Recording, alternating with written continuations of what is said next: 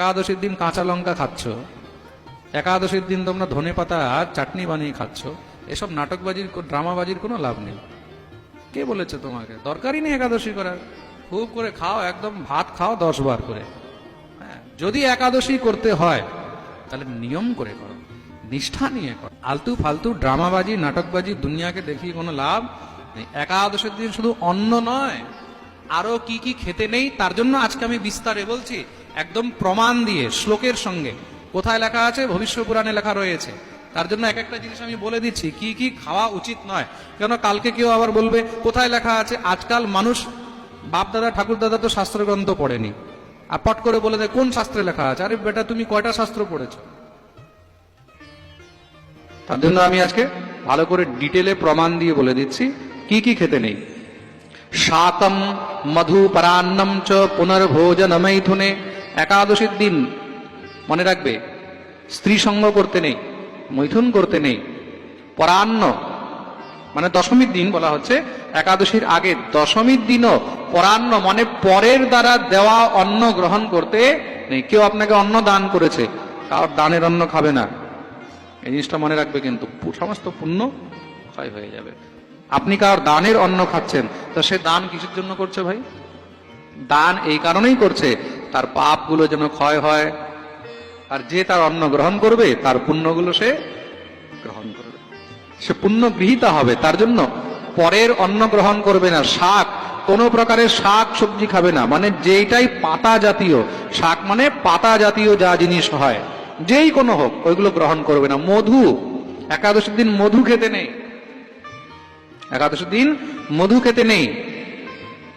আর একাদশীর দিন কখনো মিথ্যা কথা বলবে না। দ্যুতম ক্রীড়াম চ নিদ্রাম চ তাম্বুলম দন্ত ধাবনম পরাপবাদম পৈশূন্যম পতিতৈ সহ ভাষণম।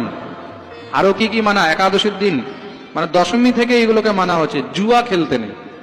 অনেকে জুয়া খেলার অভ্যাস হয়, তো তাস খেলবে, ব্রত করে কোনো সময় এসব করতে নেই। জুয়া খেলবে না। দ্যুতম, দ্যুতম ক্রীড়া। আর কি?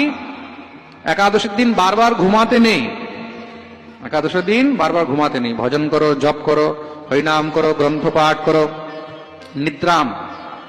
তাম্বুলম, একাদশীর দিন পান খাওয়া চলে না। কেউ বলছে একাদশীর দিন চা খাওয়া চলে, বলে চলে না। কফি খাওয়া চলে, চলে না, একদম না। No means no. পান খাওয়া চলে, চলবে না। দন্ত ধাবনম, এতটুকু পর্যন্ত লেখা রয়েছে একাদশীর দিন দন্ত ধাবন করতে নেই। হ্যাঁ, আরে মানে দাঁত মাজতে নেই, সোজাসুজি কথা, সোজাসুজি জিনিস বুঝে নাও। দাঁত মাজতে নেই একাদশীর দিন, দন্ত ধাবন করবে না। দন্ত ধাবন করার সময় মাড়িও চলে যেতে পারে, বুঝতে পেরেছ? তুমি দাঁত মাজবে, আজকাল যে পেস্ট আসছে, পেস্টের মধ্যে কত প্রকারের কেমিক্যাল থাকে, কত প্রকারে কি থাকে, ওগুলো তো ভিতরে যাবে। তার জন্য একাদশীর দিন দন্ত ধাবন করবে না। খুব মন দিয়ে শুনবে কিন্তু। তাহলে এবার কথা হলো, যদি দাঁত না মাজা হয় তাহলে মুখ শুদ্ধি কি করে হবে? হরিভক্তি বিলাসে তো এটা লেখা রয়েছে, তুমি যদি দন্ত ধাবন না করো, তুমি যদি দাঁত না মাজো, তাহলে ঠাকুর সেবায় যেতে নেই। তাহলে কি হয়? শরীর অপবিত্র থাকে। তা যদি দন্ত ধাবন করার বিধান এখানে মানা করে রয়েছে একাদশীর দিন, তাহলে কি করে তুমি মুখ শুদ্ধি করবে? তার জন্য নিয়ম রয়েছে। তার জন্য তোমাকে 21 বার কুলকুচি করতে হয়। কতবার? হ্যাঁ, 21 বার কুলকুচি করতে হয়। শাস্ত্রের মধ্যে সবকিছুর বিধান রয়েছে। আপনি আচমন করবেন, তা আচমন করার জন্য যদি জল না হয়, তখন কি করবে? তখন 3 বার দক্ষিণ কর্ণে স্পর্শ করবে। কানের মধ্যে স্পর্শ করলেই সেটাতেই পবিত্রীকরণ হয়ে যায়, এটাও বুঝে রাখবে। আচমন হয়ে যায়। প্রেম সে বলো হ্যাঁ।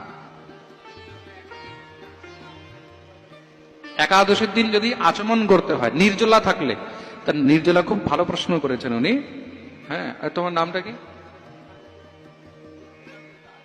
লক্ষ্মীকান্ত দাস। হ্যাঁ, তা আচ্ছা আচ্ছা, খুব ভালো প্রশ্ন করেছে উনি। একাদশীর দিন যদি আচমন করতে হয়, তাহলে ওই আচমনটা কিভাবে করবে? ওই আচমন যখন একাদশী করবে, একাদশীর দিন নির্জলা থাকলে আচমনের জলটা শুধু ঠোঁট পর্যন্ত স্পর্শ হবে, ঠোঁটের ভিতরে যাবে না। এটা খেয়াল রাখবে। ঠোঁটের ভিতরে জল গেলে কিন্তু তখন নির্জলার মধ্যে বিঘ্ন হবে। শুধু ঠোঁট পর্যন্ত থাকবে, বুঝতে পেরেছেন? প্রেম সে বলো তা দন্ত ধাবন মানে দাঁত মাজাও নিষেধ, পরনিন্দা, পরাপবাদম, পরনিন্দা পরচর্চা করবে না, চুগলি, এর কথা ওর কাছে, ওর কথা এর কাছে, মানুষের অনেক স্বভাব হয় তো, একাদশী ব্রতের দিন এসব জিনিস একদম করতে হয় না। পতিত, হ্যাঁ, যারা পতিত ব্যক্তি তাদের সঙ্গ করবে না, রাগ করবে না একাদশী দিন। ক্রোধম চৈবানৃতম বাক্যম একাদশ্যাম বিবর্জয়েত তাংস্যম মাংসম মসুরাংশ্চ ক্ষদ্রম বিতত ভাষণম। একাদশীর দিন কোনো সময় ক্রোধ করবে না, মিথ্যা কথা বলবে না। হ্যাঁ, অনেকে ভাবে মহারাজ তাহলে দ্বাদশীর দিন মিথ্যা বলতে পারবো? মিথ্যা তো বলার উচিতই নয়, বুঝেছ? কিন্তু একাদশীর দিন ক্রোধ করবে না, মিথ্যা কথা বলবে না, কাঁসার পাত্রে খাবে না, এগুলো সব আগেও আমি বলে দিয়েছি। হ্যাঁ, ব্যায়াম করাও নিষেধ একাদশীর দিন, এতটুকু পর্যন্ত লেখা রয়েছে। ব্যায়ামম চ প্রয়াসম চ পুনর্ভোজন मैथुने क्षारम तैलम परान्नम च द्वादश्याम परिवर्जयेत। এই প্রকার ব্যায়াম করাও নিষেধ, বেশি পরিশ্রম করাও নিষেধ একাদশীর দিন, বারবার খাওয়া নিষেধ, স্ত্রী সঙ্গ নিষেধ। আর খার লবণ যে হয়, খার লবণ মানে সমুদ্রী লবণ, যেটা সামুদ্রিক লবণ হয়, সামুদ্রিক লবণ সেদিন গ্রহণ করতে নেই। কোন লবণ গ্রহণ করবে? সন্ধব লবণ, খনিজ লবণ যেটা হয় ওইটা গ্রহণ করবে। তেল গ্রহণ করতে নেই একাদশী দিন, কোনো প্রকারের তেল চলবে না। অনেকে কি করে একাদশী দিন সাদা তেল দিয়ে রান্না করে, সাদা তেল মাদা তেল এসব কোনো চলবে না। একাদশী দিন ঘৃত দিয়ে রান্না করো, ঘি দিয়ে। আর এই প্রকারের এসব বস্তুগুলোকে বর্জন করতে বলা হয়েছে। আর তার সঙ্গে দশমী থেকে নিয়ে দ্বাদশী পর্যন্ত এসব জিনিসগুলোকে মানা উচিত। দ্বাদশীর দিন অন্ন ইত্যাদি গ্রহণ করবে, বাকি যে অন্যান্য কথাগুলো রয়েছে, কাঁসার পাত্রে খাওয়া, মাংস ভক্ষণ বা মৎস্য ভক্ষণ বা কোনো প্রকারের মহারাজ, হ্যাঁ, ইত্যাদি এসব জিনিসগুলোকে দ্বাদশীর দিনও ত্যাগ করবে।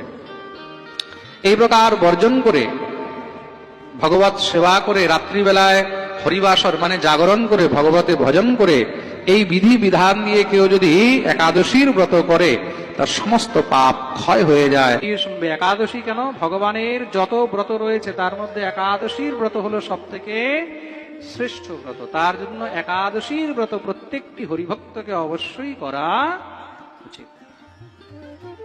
তো মন দিয়ে শুনবে। আচ্ছা, এখানে কে কে আছে যারা একাদশী করে? একটু হাত উপরে করো তো দেখো।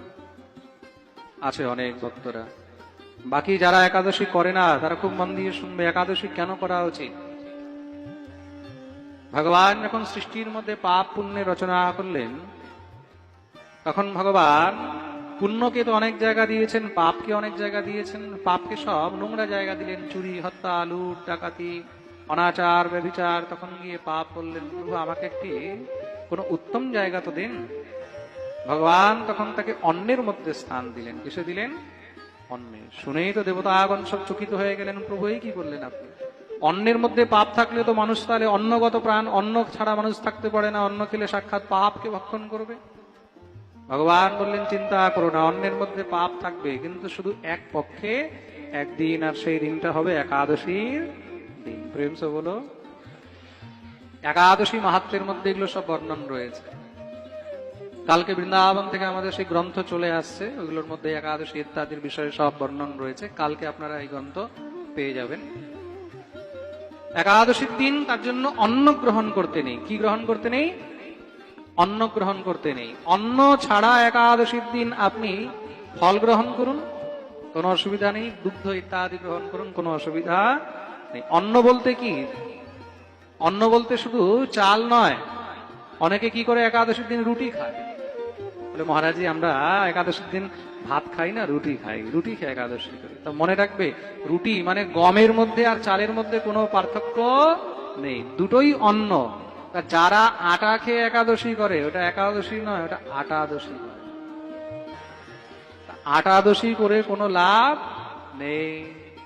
গম, জব, সরষ, ডাল,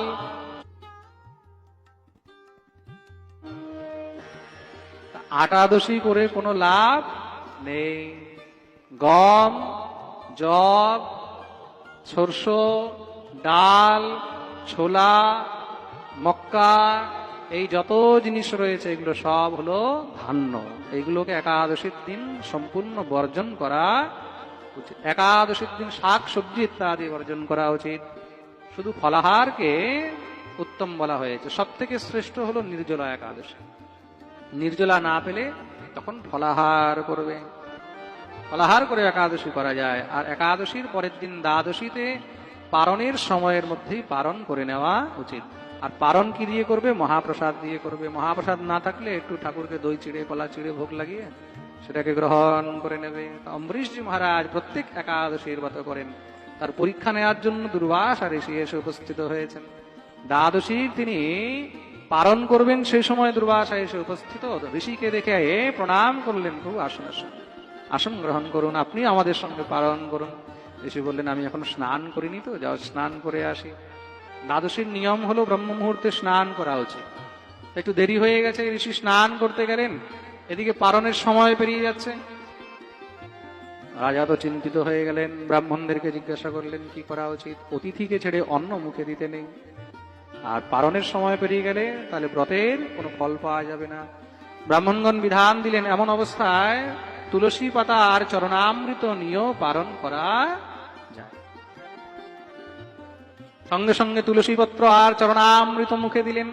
দিতেই দুর্বাসা এসে উপস্থিত হয়েছে। সঙ্গে সঙ্গে কুপিত হয়ে গেল, আরে দুষ্ট রাজা, অতিথিকে ছেড়ে তুই পালন করলি, তুই রসাতলে যাবি, তোর মতন রাজার জীবিত থাকাই উচিত নয় বলে সঙ্গে সঙ্গে একটি জটা ছিঁড়ে ভূমিতে ছুঁড়ে মারলেন। দেখতে দেখতে একটি ভয়ঙ্কর মহারাজ কৃত্যা উৎপন্ন হলো। কৃত্যা জোরে জোরে অট্টহাস করছে, আমি কি করব, যা এই দুষ্ট রাজাকে মেরে ফেল। কৃত্যা মারতে আসে, যখনই উদ্যত হয়েছে সঙ্গে সঙ্গে ভগবানের পার্শ্ব সুদর্শন চক্র এসে সেখানে কৃত্যাকে টুকরো টুকরায় নমো নমঃ। এবার চক্র কুপিত হয়ে দুর্বাসার পিছনে দৌড়াতে লেগেছে। দুর্বাসা তো ভয়ে পলায়ন করতে আরম্ভ করলেন। পুরো ব্রহ্মাণ্ড ঘুরে নিয়েছে, কোথাও চক্র পিছা ছাড়েনি। ব্রহ্মার কাছে গিয়ে কাঁদতে লাগলেন, হে পরমপিতা, আমার রক্ষা করুন। ব্রহ্মা বললেন, আমিও বাঁচাতে পারবো না। শঙ্করের কাছে গিয়ে প্রার্থনা করলেন। মহাদেব বললেন, আমিও বাঁচাতে পারবো না। ভগবান শ্রী হরির কাছে গিয়ে প্রার্থনা করছেন, প্রভু আমার রক্ষা করো। ভগবান বললেন, আমিও বাঁচাতে পারবো না। কি বলছেন প্রভু, আপনার শস্ত্র, আপনার অস্ত্র থেকে আপনি বাঁচাতে পারবেন না? ভগবান বললেন, তুমি কি মনে করছো আমি স্বতন্ত্র, আমি স্বাধীন? না না, আমি অপরাধীন। আপনি কার অধীন? অহম ভক্ত পরাধীন যস্বতন্ত্র এব দ্বিজ সাধুভির্গ্রস্ত হৃদয় ভক্তৈর্ভক্ত জনপ্রিয়। আমি হলাম ভক্তের অধীন, মে ভগতন কো দাস, ভগত মেরে মুকুটমণি। ভক্ত হলো আমার মুকুটের মণি, আমি তার দাস। তুমি যদি বাঁচতে চাও তাহলে অম্বরীশের কাছে যাও, যার কাছে অপরাধ করেছো সেই তোমার রক্ষা করতে পারবে। দৌড়ে গিয়ে অম্বরীশের চরণে পড়ে গেলেন। অম্বরীশ সঙ্গে সঙ্গে বুকে জড়িয়ে ধরেছে, বলে, আমাকে বাঁচাও অম্বরীশ, আপনি চিন্তা করেন না প্রভু। সঙ্গে সঙ্গে দুর্বাসাকে পিছনে রেখে নিজে সামনে দাঁড়িয়ে গেলেন। সুদর্শন আসছেই দুনো হাত জোড় করে সুদর্শনকে প্রণাম করলেন। সুদর্শন নমস্তুভ্যম সহস্রারাচ্যুত প্রিয় সর্বাস্ত্রঘাতিন বিপ্রায় স্বস্তি ভূয়া ইডস্পতে। বলিয়ে সুদর্শন ভগবান কি জয়। প্রভু, ঋষির দ্বারা ভুল হয়ে গেছে, তিনি এখন প্রায়শ্চিত্ত করতে চান, অপরাধ ক্ষমা করুন, শান্ত হন। সুদর্শন শান্ত হলেন, গর্জনা করে উপদেশ করলেন, মনে রাখবে ভগবত ভক্তদেরকে কখনো কষ্ট দিতে যাবে না, তাহলে ভগবান পরে আসবে, আমরাই আগে বিনাশ করে দেব। সুদর্শন কৃপা করেছেন। আজকে অম্বরীশের কারণে দুর্বাসা রক্ষা হলো। অম্বরীশ দুর্বাসা আগে নিয়ে দিব্য কীর্তন আরম্ভ করে দিয়েছে। দুর্বাসা অম্বরীশের জয়কার করছে, অম্বরীশ গোবিন্দের জয়কার করছে। কেন? যদি আজকে গোবিন্দ না হতো তাহলে আমার রক্ষা হতো না, হতো কি? তার জন্য জীবনে যদি কাউকে আপন করতে হয় তাহলে গোবিন্দকে আপন করো, সে তোমার জন্য সবসময় তৈরি হয়ে বসে রয়েছে। কালী কমলি वाला मेरा यार है, काली कमली वाला मेरा यार है, मेरे मन का मोहन तू दिलदार है। ओ काली कमली वाला मेरा यार है, यार है। मेरे मन का मोहन तू दिलदार है। तू मेरा यार है, मेरा दिलदार है। तू मेरा यार है, मेरा दिलदार है।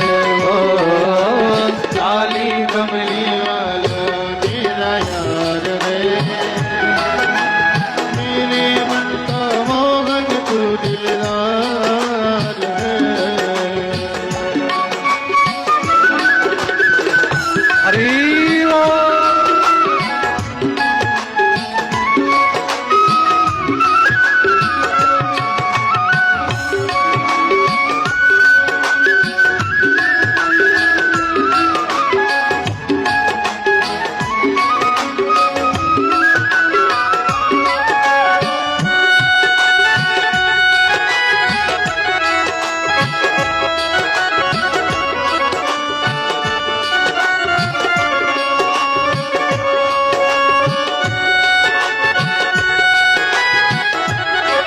वृंदावन बिहारी लाल की।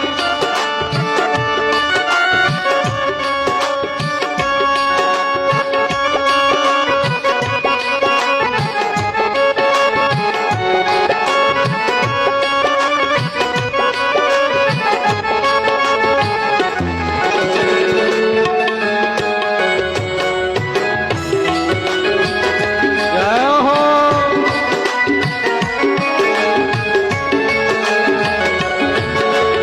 मनमोहन में तेरा दीवाना, गाँव बस अब यही तराना। मनमोहन में तेरा दीवाना, गाँव बस अब यही तराना। गाँव बस अब यही तराना।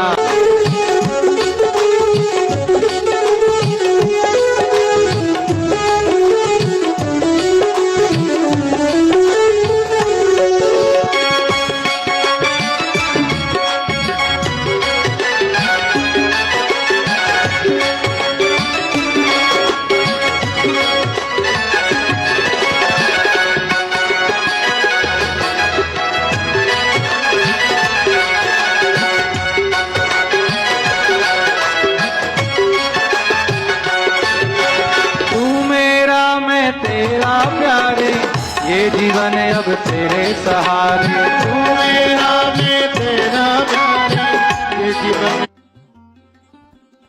अब तेरे सहारे। ये जीवन अब तेरे सहारे। ये जीवन अब तेरे सहारे। तेरे हाथ से जीवन की पतवार है, पतवार है। मेरे मन का मोहन तू दिलदार है।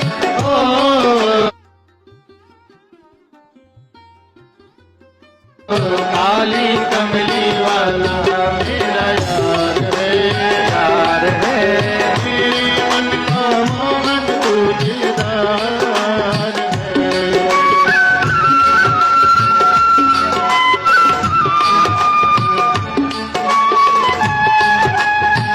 वृंदावन बिहारी लाल की, श्री राधा रानी की।